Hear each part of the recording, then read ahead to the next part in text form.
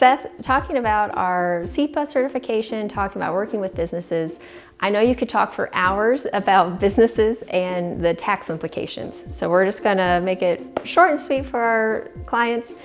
What are some of the most obvious tax implications you can think of for a business when they go to sell? When you go to sell a business, one of the first things that we talk about is an asset sale versus a stock sale.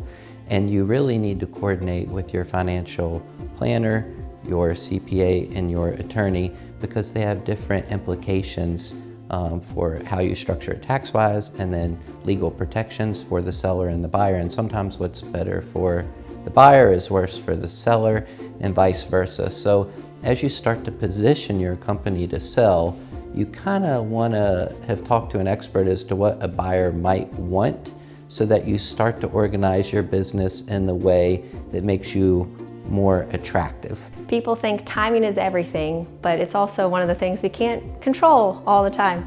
So let's talk about how we can use time to our advantage from a tax implication to be beneficial for our business owner. Some people, which we recommend, start thinking a decade in advance, and they're really focused on enterprise value, creating a repeatable business, having an enjoyable life for themselves. But there's a lot of people that come to us that are ready to sell a business just because they're frustrated. Everything is great when the economy's good, but as soon as the economy turns down, they're like, all right, I've had it, I want to sell. So for all of our folks out there that are doing their taxes themselves and they're very confident in that ability, and I'm sure they're doing a great job, what would you say to them about the importance of working with a CPA? So as you know, we've taken on several small business clients this year.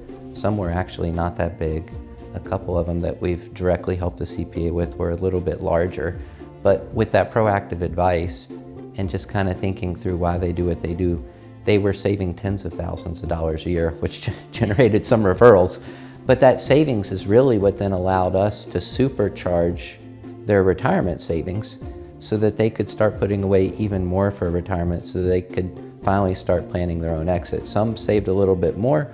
One used the money to go out and hire an executive so that they could focus on more of the things they enjoyed from all the savings. So that relationship is just really, really important. But the most important piece is that the financial planner and the CPA are communicating with proactive advice to the client. Seth, thank you so much for talking about this with me. I know we could talk for hours about tax planning and exit strategies, so thank you so much. Thank you.